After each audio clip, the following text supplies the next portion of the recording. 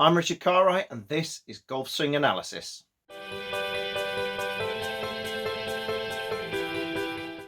How you all doing? Hope all is well.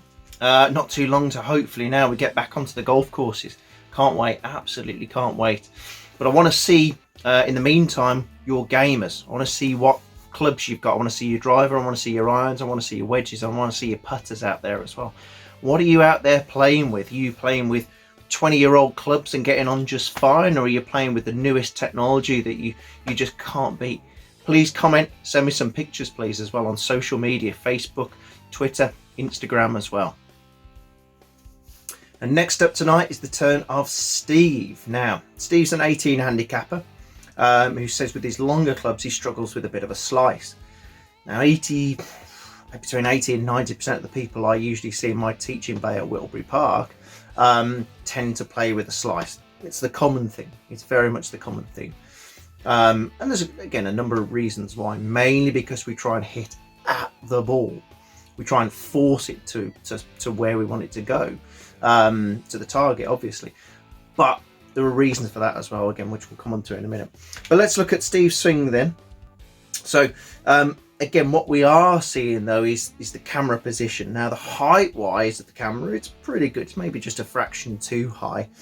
But I want the golfer very much in the middle of the picture. The golfer has to be in the middle of the picture. Otherwise, again, as we can see here, we've just cut off majority of the backswing and downswing. We can see little bits and bobs in the swing, but we can't see the full picture necessarily. So whenever you're videoing your own golf swing for self-analysis or to send to me, please make sure you are in the middle of the picture as well.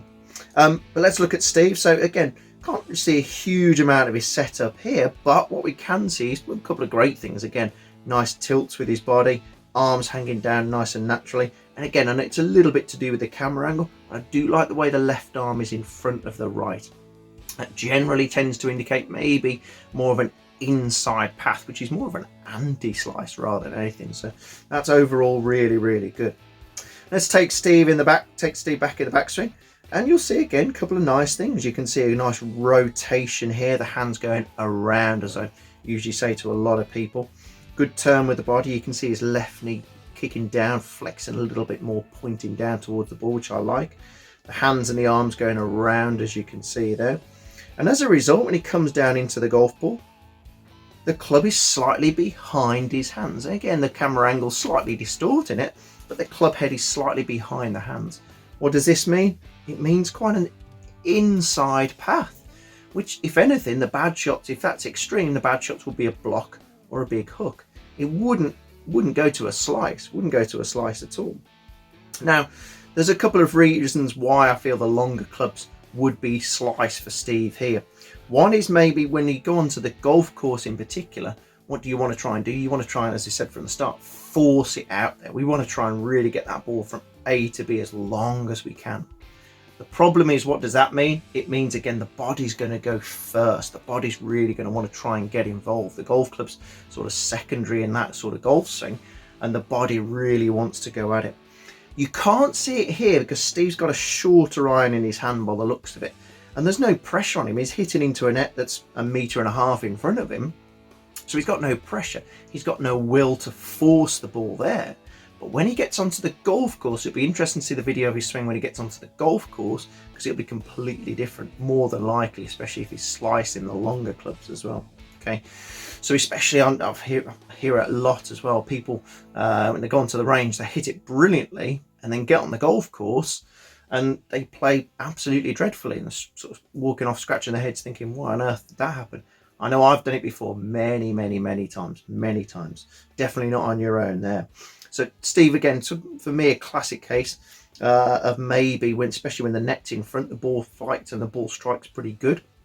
There's no pressure, there's no need to force the issue. But when he gets onto the golf course, especially with the longer clubs, we just want to force the issue instead of letting the club do the work. There is one mechanical element in Steve's swing that we are going to focus on a little bit. And it's just this: when we get to the top, and just this little bit of extra movement here, that left arm, that lead arm, wants to go up and out. So just on the transition on the way down, you can just see there's that little bit as that force taking over. We're trying to force the club to the ball. You can just see that left arm going up and out. Now, it will really exaggerate itself again when Steve gets back onto the golf course and really tries to get it out there, like many of us do, but in the wrong way. So what I want you to try and do here then, Steve, and all of you who feel like you slice the ball when you get onto the golf course, but maybe hit it really quite nice and crisp and straight on the driving range beforehand, is just make sure it's not the swing that's long. We don't want the swing, or don't want to shorten the swing. We just want to make sure the hands are just very much behind us and staying behind, as opposed to that left arm going up and then out, trying to force the longer clubs to there. So we want to get that feeling those arms are going much more around as opposed to up and out, which can lead to that over the top movement, the shaft steep, which again leads to that cutting across and therefore the slice on the golf ball. There's no real evidence of that here in Steve's swing though, because again you can see the club head well behind his hands here, and as you can see here, he's very much attacking it on the inside of the golf ball. So there's no chance of him putting that left to right curvature or left to right tilt on the golf ball. So then, Steve, just one thing, especially when you get two things really. When you go onto that, get back onto that golf course, one, don't try and force it out there. See the shot, just allow the club to do the work. Secondly, the only one mechanical point I want you to make here, I want you to get that feeling still those hands are working a little bit more around. So when you're in the garden for the next week or so, try and get that feeling, especially with the longer clubs, those arms, that hand is going more around as opposed to up. Make sure those arms, that left arm in particular, that lead arm, doesn't go up and out. Steve, hope this helps. And again, hope this helps a number of you out there as well. And I'll look forward to speaking to you all soon.